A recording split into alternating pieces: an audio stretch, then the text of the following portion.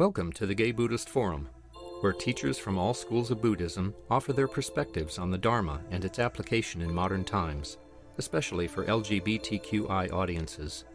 These talks are offered freely to the world and made possible by appreciative listeners. If you would like to support our efforts to share the Dharma with underserved audiences, please visit gaybuddhist.org. There you can donate, find a list of upcoming speakers, or enjoy many hundreds of these recorded talks dating back to 1996. First of all, I'm sorry I couldn't be with you in person today. I have to have a meeting in a few days with somebody who's very COVID cautious. And it's an important meeting, so I just decided I'd honor her wishes and be very careful for a few days before. It's lovely to see so many old friends and to be back with you guys. I get invited about once a year. It was, I think, last October of 2021. This is, I think, the third time during the pandemic that I've been invited to the Gay Buddhist Fellowship, and it's always a pleasure to come. Today, I'd like to talk about vowing to become whole, vowing to heal. And I'd like this talk to be as informal as possible. Feel free at any time to raise your hand or interrupt or just jump in with a comment or a question. I can't see everybody, so I don't know how I'll know that, but just speak out and I would glad to have other people talk.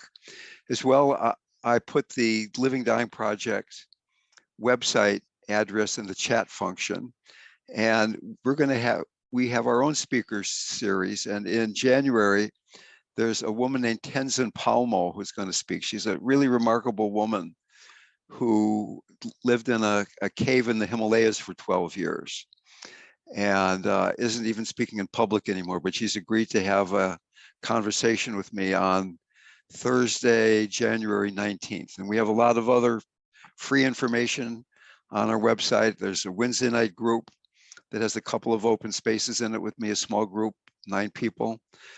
So enough of self-promotion, on to the Dharma. Vowing to surrender. So this is a Buddhist group, and of course there are all kinds of Buddhism. There's Theravada Buddhism, there's Mahayana Buddhism, there's Vajrayana Buddhism, and all of these levels or schools of Buddhism come with vows that people take. I've found in my own practice that taking a vow not to do something has a lot more power than just trying not to do that thing, right? That if you want to become a better practitioner, to meditate more, to be less judgmental, to be more heartfelt, that I think all of us have those impulses, all of us have those desires. But we find that the momentum of our social conditioning from our childhoods is so strong that often these addictive patterns or these really deep-seated patterns overwhelm our best intentions. And that at times taking a vow can be really useful. So in the first level of Buddhist practice, Vipassana practice, Hinayana practice, Theravada, whatever you want to call that, what we're really doing is giving up the wish for things to be better. We're embracing hopelessness. Now that sounds kind of depressing, but we're not hoping, we're not giving up hope that things aren't going to become better, but we're giving up hope that things are different than the way they are right now. Right now, things are exactly the way they are. And in some schools of Buddhism, they even talk about that we need hopelessness before we can find fearlessness. That giving up hope, being willing to surrender into this moment, is the very first step on the path. So that I have found taking vows at times to be less judgmental, or even in terms of interpersonal relationships, where it becomes more of an emotional kind of a vow, taking a vow to stay with another person, not to run away. And the reason that it's difficult to stay present, the reason it's difficult to stay with the breath or to stay with sensation is that being with the present means accepting the groundless nature of reality. It means not trying to hope that things are going to be different, that right now, in fact, things are always changing moment to moment to moment. And being willing to accept things just as the way they are is very, very challenging. Excuse me, because we're trying to solidify our place in life. We're trying to solidify our stance that here's me, here's Dale, here's what I know. I can judge you because I think I know what's right, and I'm not so sure that you do. So that can we take this vow to be in our bodies, to be centered, to be grounded, to let go of this or that? I remember a long time ago, I was living in Cambridge, Massachusetts. I'd come back from India. I have this PhD in science. And I just gotten over malaria and hepatitis at the same time. I had almost died. And I really didn't know what I was going to do with my life. I was living in Cambridge with some friends, and I decided to take a vow that I was going to meditate 2 hours every day. I had a full-time job. I had a lot of friends around. I remember one day we had worked really hard all day, and then there was a party that night, and I hadn't gotten around to meditating. It was about 11 at night, and I still sat there for 2 hours, almost falling asleep, but I completed the vow. I kept doing what I said I was going to do. And what came out of that was my life really profoundly changed. Every time that I've committed myself to awakening in some very direct way, something has, in a very obvious way, moved or opened up. So that this first vow, in a sense, is beginning to look at what you tend to run to when there's that queasiness of surrendering into the moment. Do you go to the computer? Do you go to a glass of wine? Do you go to the television set? Do you go to staying too busy all the time? And take a vow to refrain from running to a certain place. I find that even that's a stronger practice than saying, well, I'm going to meditate a bunch, but just watching the way that I tend to run away, particularly in the mirror of relationships. People I'm close to, can I let go of holding on to that sense of there's a safe space, and I feel a little bit emotionally disconnected. In a way, all of us have some background sense of anxiety that keeps us distracted. When we sit down to meditate, we see how difficult it is to let the mind just settle. And that sense of anxiety, that sense of aggression is really trying to hold on to this sense of I'm a separate self, which upon further examination doesn't really exist.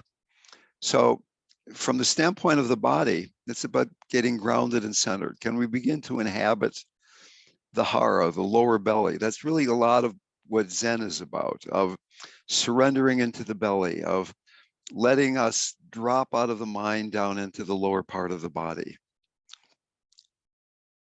I'd like to read a very short part of a poem by Rumi. And in this poem, there's a guy who's complaining to God that he's been praying and God never responds to his prayer. He never hears an answer. And God, through Rumi's voice, says, "The longing you express is the return message. The grief you cry out from draws you toward union. Your pure sadness that wants help is the secret cup."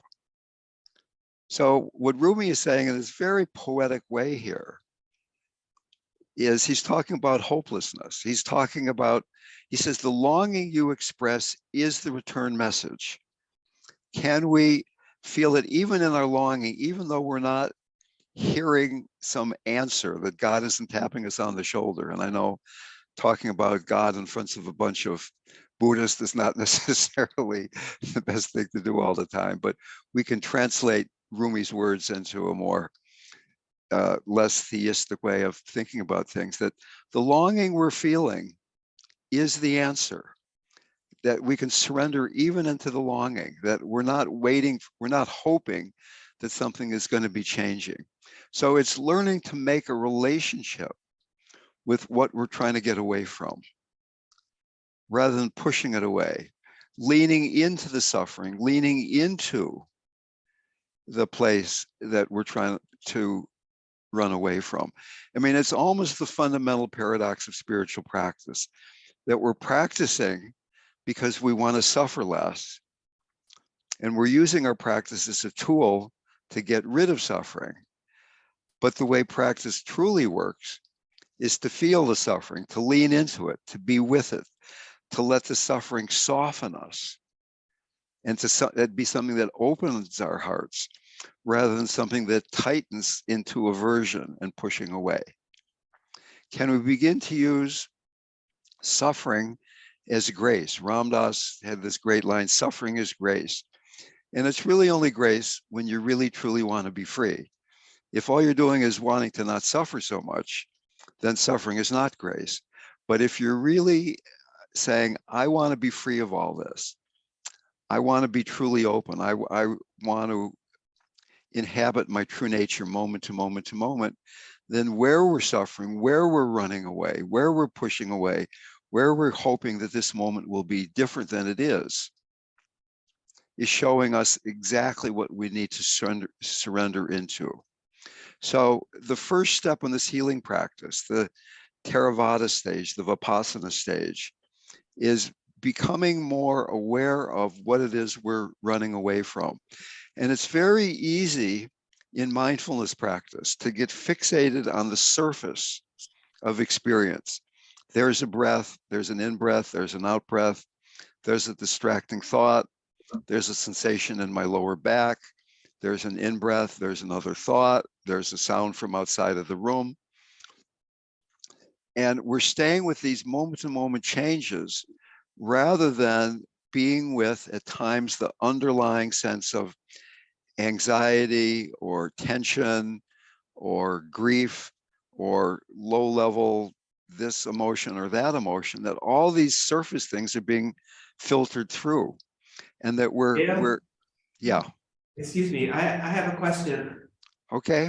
The whole time you've been talking, I'm listening and trying to concentrate, but it's right from the beginning what you said about taking a vow.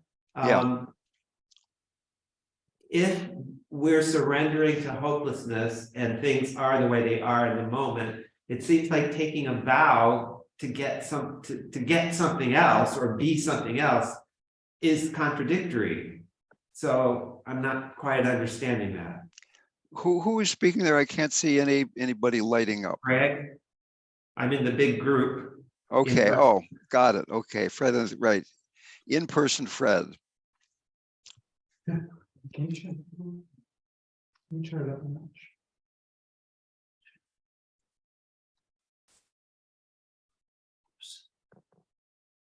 That's too much. So there are a lot of paradoxes in spiritual practice, Fred. And I hear what you're saying, that it seems like a paradox. I mean, basically, the nature of reality is non-dual, and yet we're doing dualistic practice. And what I'm saying here about taking a vow is, I mean, in Theravada practice, often the first thing we do, particularly during a longer practice period, is taking refuge. You take refuge in Buddha, Dharma, and Sangha. You're trusting that I don't have to try to change things or fix things, that all I really need to do is pay attention. And this basic goodness, this basic awareness will begin to awaken in a very natural way. So that we're taking this dualistic vow, saying, I take refuge in the Buddha, I take refuge in the Dharma, I take refuge in the Sangha. I do that for the second time, I do that for the third time. And we're doing this really dualistic thing to create a foundation so that we can have the courage to surrender into being in the present. It's developmental stages that we're doing this dualistic thing of I'm doing something so I can begin to understand, I can begin to really get in a very deep way that the I who's taking refuge doesn't even fundamentally exist. But we have to start out where we are. And the talk I'm going to be am giving, I guess, is going to be going through the other developmental stages of Buddhism, Mahayana and Vajrayana, where eventually this relationship with the I, with the ego fixation, is going to be changing. It's going to be becoming a lot more subtle. So in this notion of being persistent in practice and going through the fear of letting go, the sense of not being a solid practitioner, if you will, what we find underneath it all is this basic human goodness. And that at the same time, fear will arise, often in a very subtle form.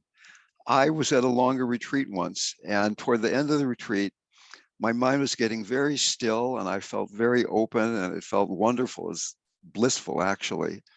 And yet distracting thoughts kept arising. And I asked myself, why is it that I don't just rest in this wide open place because it feels so expansive and so wonderful?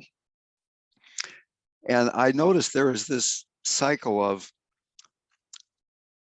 openness, quiet mind, and then there's distracting thought, and then there's awareness of distracting thought, and then back to the openness. But when I really paid attention, right before I would think, there was some fear of the spaciousness that had gotten too big. The I was getting too lonely, right? So that we're going back and forth between this dualistic practice of I need to reify myself. Descartes said, I think, therefore I am. And the ego believes that. And surrendering into something much, much deeper than that. And it's back and forth. It's just a gradual process of creating new neural pathways in which we begin to trust this sense of surrender. Fundamentally, we're taking this vow to surrender into the present moment, So when we take the vow and we realize we're not doing what we vowed, it's just to accept that and say, oh, I'm not doing that, but not judge it, not be hard on ourselves. And eventually we might start doing what we vowed. Yeah, I mean, soon we're going to get to the Bodhisattva vow, the Mahayana part of Buddhism. And the first part of the Bodhisattva vow is sentient beings are numberless. I vow to save them, right? You're saying you're going to save all beings. Desires are inexhaustible. I vow to put an end to them. Well, probably you and I aren't going to save all sentient beings or put an end to all desire today. And maybe it won't even happen tomorrow.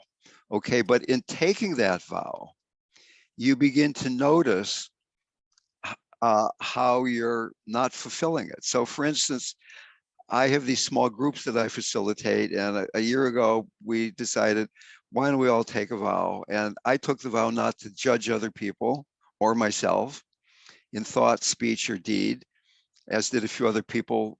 One guy took a vow not to look at pornography. And even though there's a lot of momentum behind me in still judging people once in a while, the fact that I had taken the vow enabled me to notice when I was judging much more frequently than it would have if I hadn't taken the vow. So it wasn't like, okay, I'm judging somebody, I'm breaking the vow, I'm a really bad person, I'm a bad practitioner, but that I was more likely to notice it. There was some focus, some strength behind the vow I had taken. I will say that the guy who vowed not to watch pornography only lasted 2 days. But even still, he had taken that vow, and he was working with that place in himself that needed to distract, that needed to have a certain kind of mental excitement. So that the vow isn't there to create guilt or shame, but to create a structure that allows deeper surrender. Very often during retreats, people take vows not to lie, not to kill, not to steal, not to take intoxicants, and not to have, what do they call it, inappropriate sexual behavior, something like that. And I remember being at a long Vipassana retreat, and I was running out of toothpaste, and I was thinking of taking sharing a bathroom with a bunch of other guys, to steal somebody's toothpaste, like take one squeeze of somebody's toothpaste. And I said, no, I've taken this vow not to steal. And I mean, even though that was a silly thing, it was really bringing me back to who I am, and am I really practicing from a sense of poverty or a sense of abundance? And as we go through these stages, first the Hinayana, when we get to Vajrayana, it's more a practicing from a sense of richness and abundance. That as we go through the yanas, I hope most of you know what the yanas are. In Hinayana, we're giving up wishing that things are better, because they are just the way they are, and all we have to do is be mindful. There's this underlying profoundly positive belief that bears out in practice, that we don't have to fix things, that all we have to do is be aware of them, be mindful, be really present, and that gradually we will find this underlying goodness, that we can begin to let go of practicing from a sense of poverty, I need to fix myself. And then when we get to Mahayana, we're giving up practicing only for yourself. We're practicing for all beings. We're practicing so that others can be free, so that your partner, your parents, your children, your community, whoever it is, that they can be free, that Donald Trump can be free, that Vladimir Putin can be free. And in Vajrayana, we give up our identity. We give up the sense of solidness. But we've got to start where we are. And for most of us, it's the Hinayana vow of giving up wishing things to be better, embracing hopelessness. That it's dying into the moment. And once again, that Rumi line where he says, the longing you express is the return message. So that we're making a relationship with even the longing itself. And particularly in relationships. I happen to be in a relationship and living with somebody for the first time in 40 years. And I'm really watching in my own life the almost unconscious impulse to at times pull back emotionally.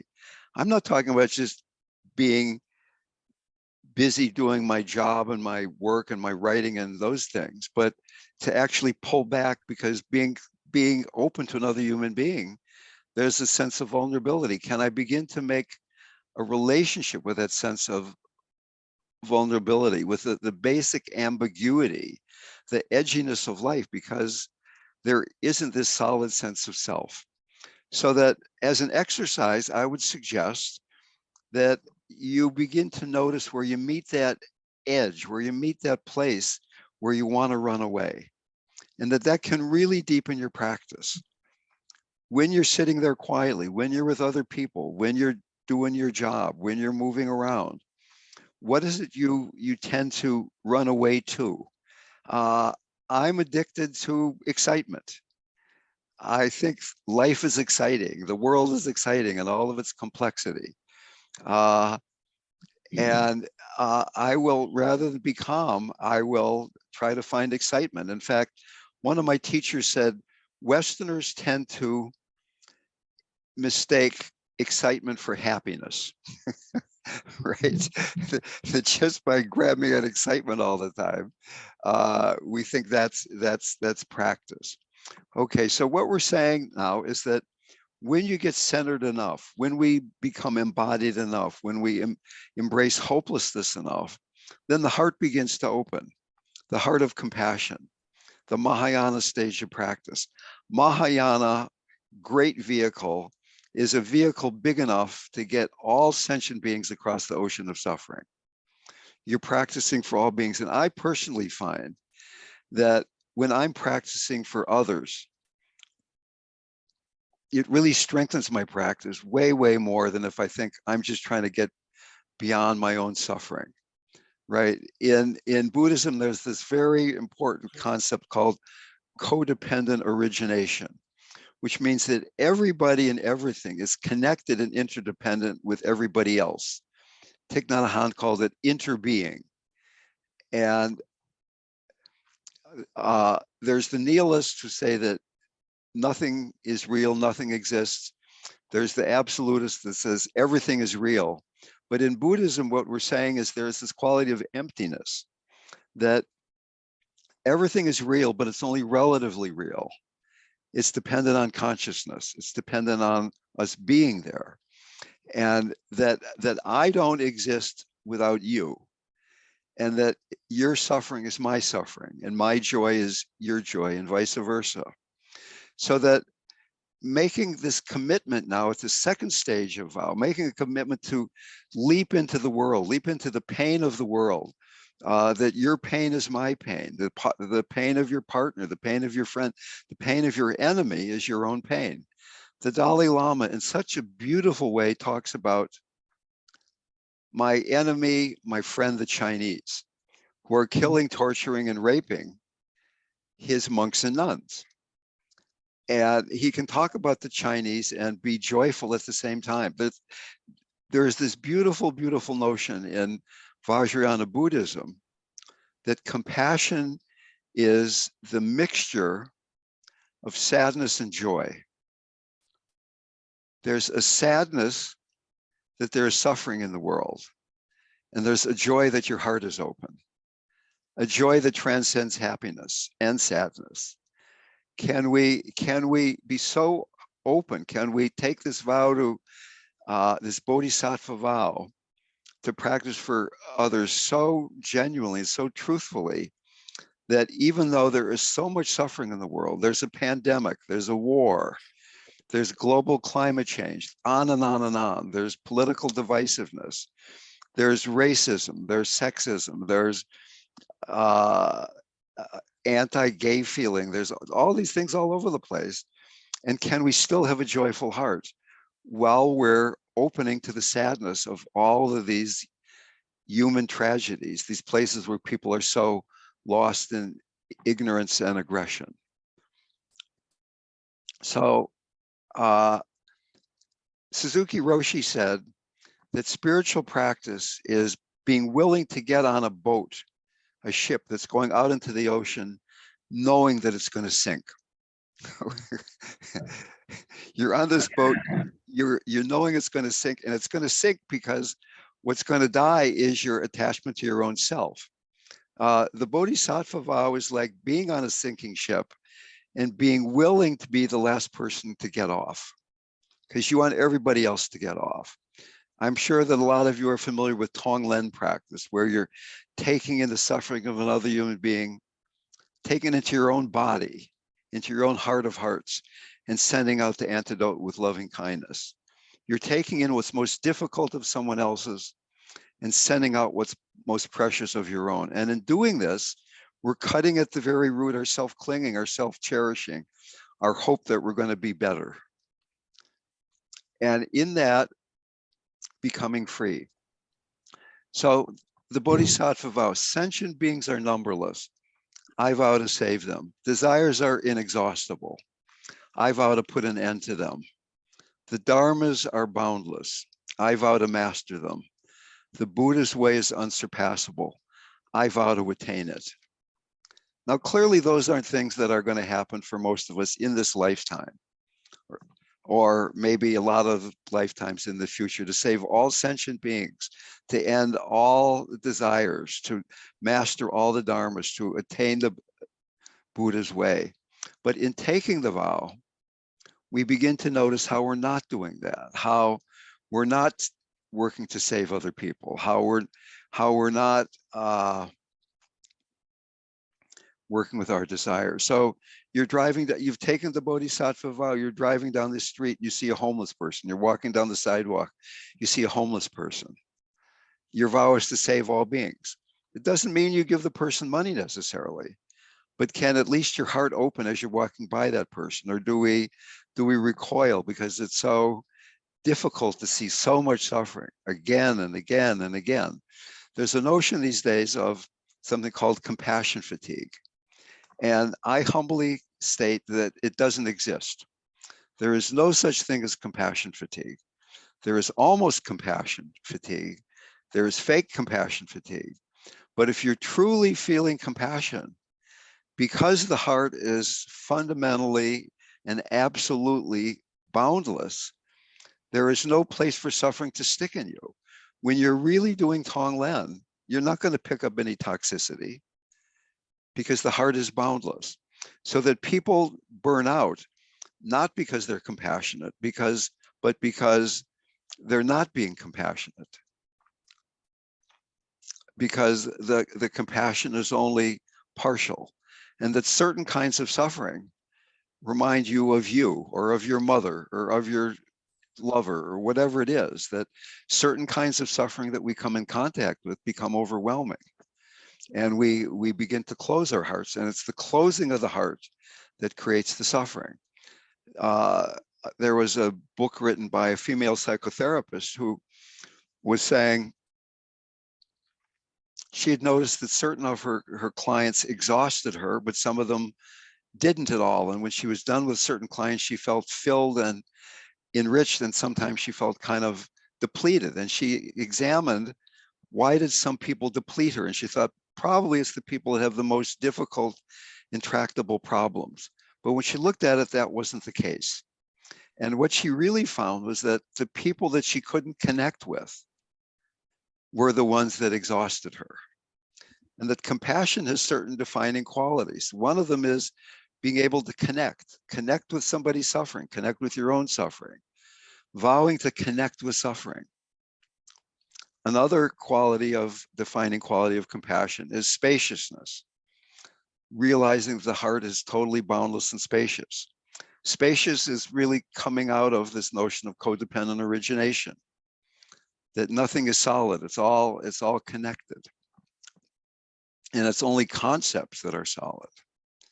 And the third defining quality of compassion is warmth. So you could take any of those three qualities and make it into a practice. Is it a spacious heart? Is it a warm heart? Is it a connected heart right now? Right now, as we're in this partly virtual, partly in-person room, are we connected?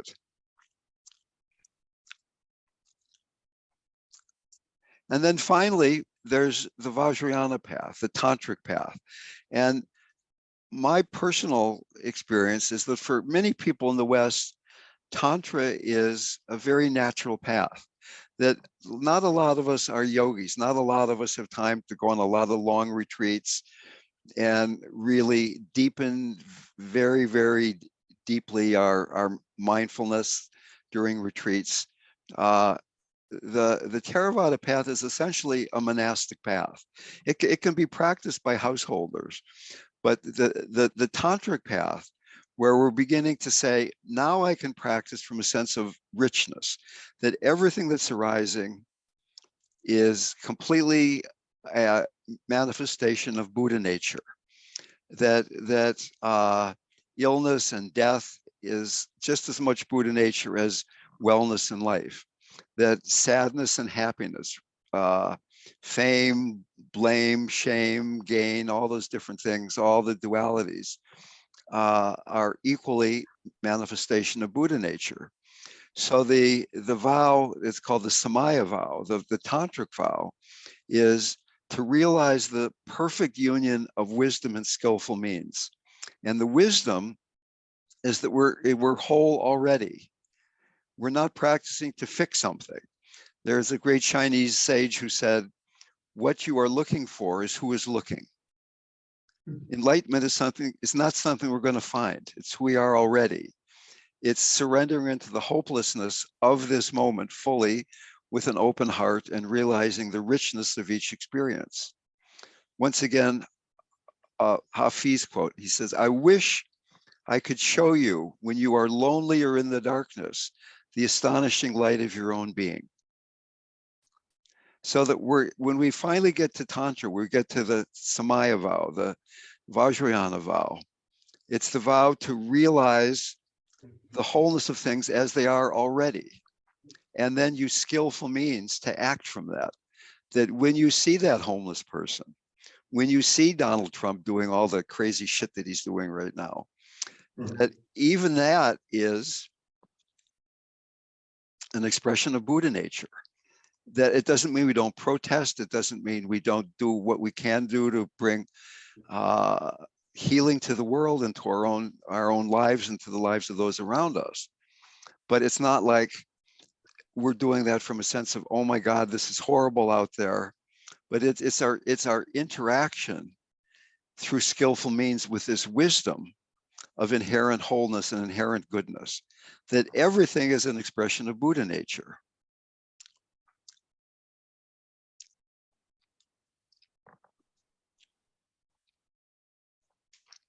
So it's a process of deepening surrender. And so in my life, depending on how caught I am in interpersonal relationship or politics or money or work or whatever it is, sometimes I go back to the very beginning and take refuge in Buddha nature and just work with surrendering into my body and the hopelessness of things being any different and becoming grounded and being centered, being embodied. And that then is the foundation for opening my heart and being a bodhisattva, at least partially, and working to alleviate suffering for other human beings. And then finally into this tantric vow. And to be honest, one of the happiest, the most joyful things I ever do is when I practice compassion for other beings. When I go to bed at night and instead of counting sheep, I lie there and I think of all the people in my groups and my family and my friends and people I know about through the news. And I do one breath of Tonglen, or maybe I'll just think of that person and go into wholeness, think of that person, go into wholeness. And it just brings such joy to my heart. A long time ago, back like 40 years ago, when there were a lot of yogis and swamis, actually longer than that, back in the 70s, when all these lamas and yogis and swamis and roshis were coming to the Bay Area. And I was a real committed seeker, whatever that means. I would go to these saintly people and I'd ask them my test question. And the test question is, what should I say to a friend of mine who's dying, who's never meditated? How could I help that person? And the good ones always said something along the lines of, merge your mind with the one mind, and then merge your mind with the mind of your friend. Don't try to work with a place where they're broken. Don't focus on the dying. Don't focus on the cancer. Don't focus on the brokenness. Don't even focus on the person. Focus on the delusion that they're separate from wholeness in the first place. Just go into wholeness and be with them. And that's the deepest healing. And these vows will bring us to that place eventually.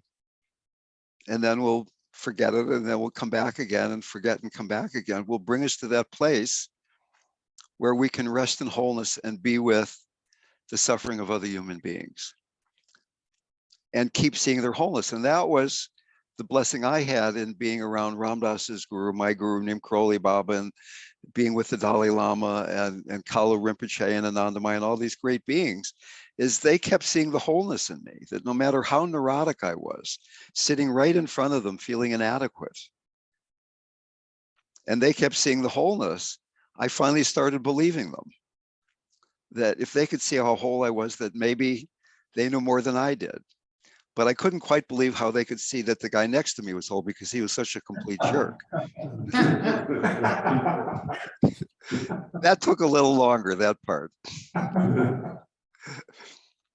Okay, so we've got about a quarter of an hour for discussion and questions and answers. I can talk for longer, but I'd like to leave time here.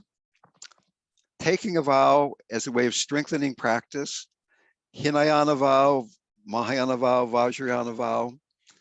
And you can take a Mahayana vow without being a Zen practitioner. You can take a tantric vow without being a Tibetan Buddhist, but just see the way the deepening of Dharma practice unfolds in you. One can be a Vipassana meditator and go through all these stages just doing Vipassana. And these stages will unfold naturally. Although when you see what the stages are, you can, in my laziness, want to speed things up, do as little work as I can to get there. I like to see what's coming next so I can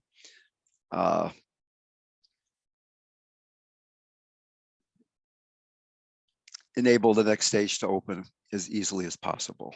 So comments or questions, please.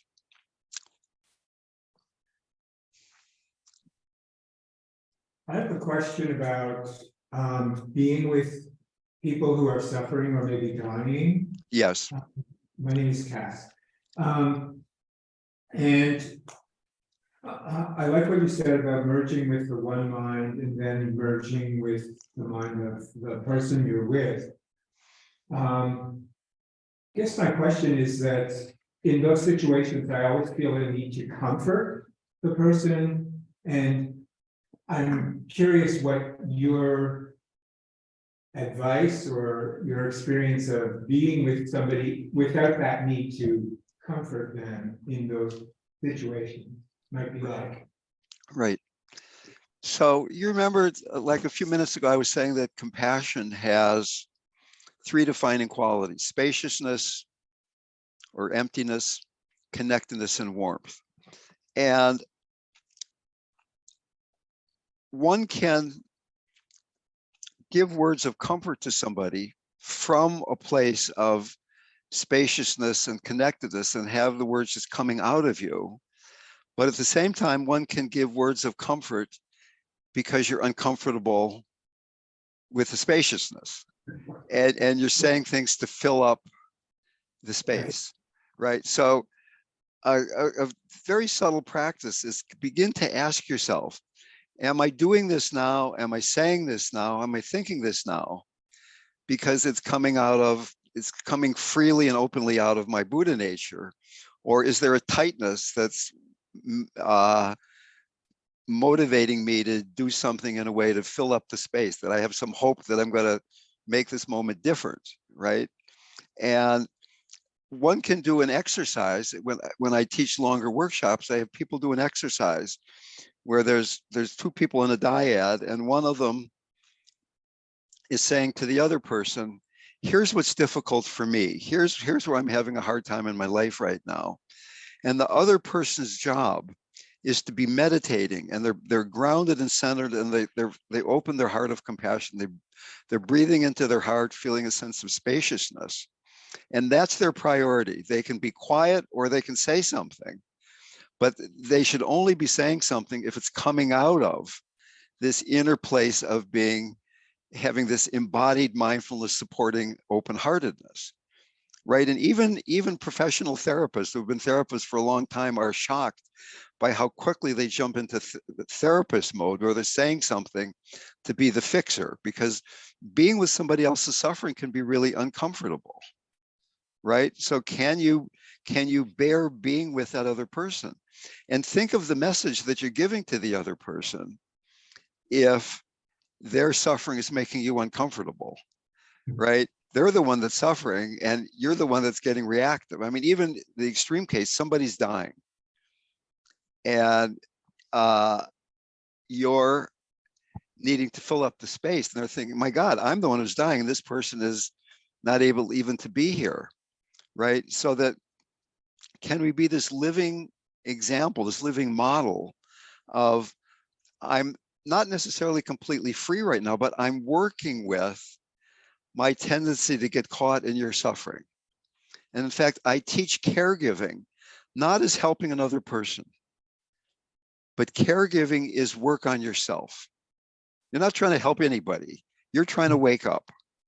And the more you're waking up in the process, the better caregiver you're going to be. But when you're busy focusing on how can I help, you're missing the signals in you that are making it difficult for you to be a good caregiver. So just imagine that on the side of your head, on the temple here, there's a knob that you can turn that goes from 0 to 100. And at 0, none of your attention's inside of yourself. It's all out in the environment. I mean, like suppose you're at like a 49ers game, or suppose that you're in a big traffic jam or something, and everything's outside there. And or if you push the knob to 100, you turn it to 100, then all the attention's inside of you. You're so deeply aware of what you're doing that you don't hear the phone ring, or you forget that you're even hungry or something like that, right? But you can play with that knob. Is it possible right now to have the knob be at 75-25? The 75% of your attention is you're in your body, you're present, you're aware, you're still hearing. 25% of you is paying attention to me, right? But most of your attention is I'm present, I'm with my breath, or whatever practice you're doing. You're in yourself in a certain way. And you can play with that knob, 75-25, 25-75, 90-10, right? And see how it changes your interaction with yourself and the people around you. Anybody else want to say something?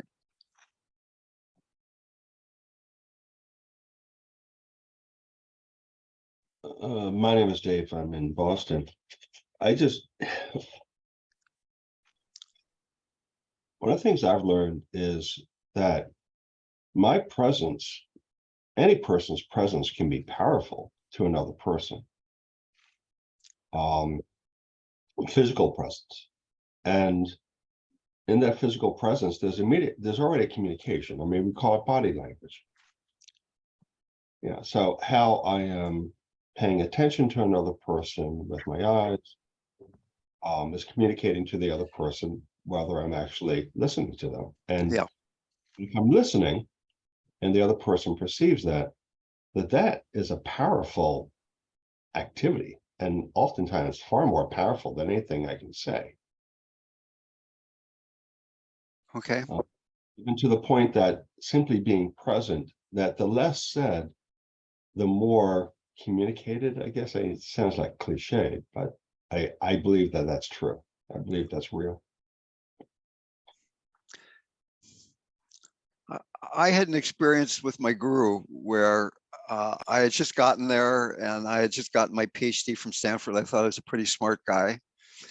And Ram Dass said, this is the great teacher. And I was there, and he started talking at length about the price of milk in America. And he was very fixated on talking to these other people there. Can you imagine how much they spend on milk in America? And I'm thinking, yeah, maybe this isn't the guy that Ram Dass thinks he is. I don't know. I mean, why did I come all the way over to India to talk about the price of milk? You know, maybe this guy's a little bit senile or something. I don't know about this.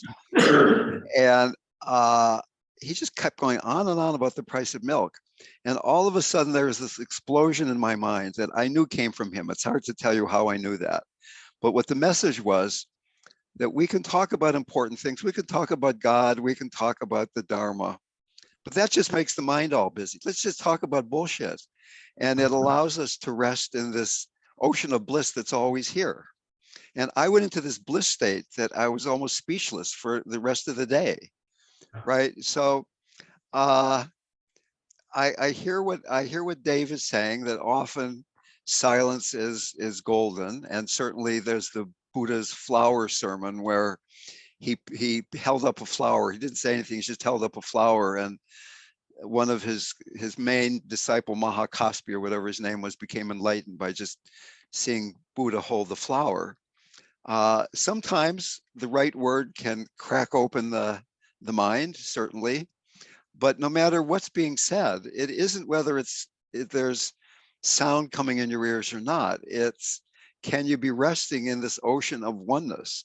And that's kind of what Tantra is about, right? I mean, Maharaji was a tantric teacher, so that even right now I'm jabbering on about 3 levels of surrender and 3 levels of vowing, and here we are talking about this and that. And is that distracting us from this incredibly juicy and wonderful oneness that we can surrender into at any moment? There's this great quote from Walt Whitman where he says, sometimes touching another human being is almost more than I can bear.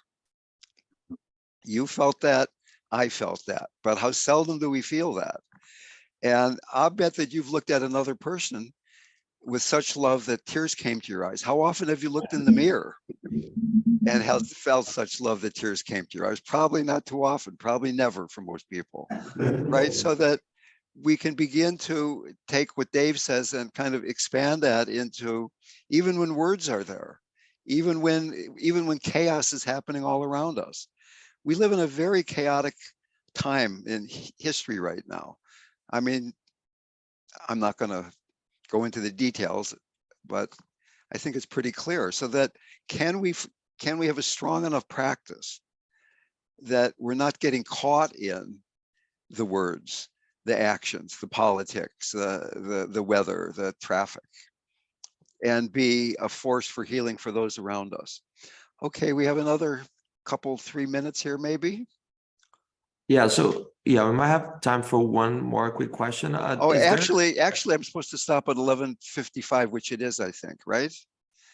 That's we usually leave some time for announcements, but I believe there was like a hand raised at okay. Zoom. So One I more. just give space for that. But maybe it was that you, Jeff? It was Bob Lair. Oh, Yeah, Bob. Well, thank you. All I was going to say was, one, I want to thank you for the talk. It touched me at many levels. And if I may refer to a bit of what you said earlier, I'm wondering if getting on the road to healing can begin with recognizing that you're the crazy person sitting next to you.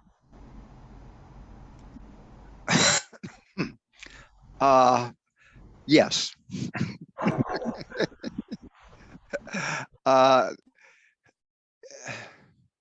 So in Tibetan Buddhism, there are these teachings called the Lojong teachings, 51 or 59 points of mind training. And one of the slogans is, drive all blames into oneself, which is a kind of a weird thing. It sounds like you're blaming yourself, but what's really being said here is that, yes, you are the crazy person. It's not the world out there that's causing you to suffer. That as long as we're blaming the environment, the weather, the traffic, the neighbor, for how we're feeling, healing isn't going to happen. That it's only when we reclaim the blame, not blaming ourselves, but not blaming others, and saying, I'm responsible for how I'm feeling now. Cancer does not cause suffering. Divorce does not cause suffering. Resistance to cancer, resistance to divorce causes suffering, and only by seeing where the suffering is coming from in this more clear way will we be able to skillfully work with it. As long as we think I'm suffering because of cancer, rather than I'm the crazy person who's getting all reactive here, then healing isn't going to happen. So yes, you are completely right, Bob. all right. Although maybe calling yourself crazy is one step, unnecessary step too far.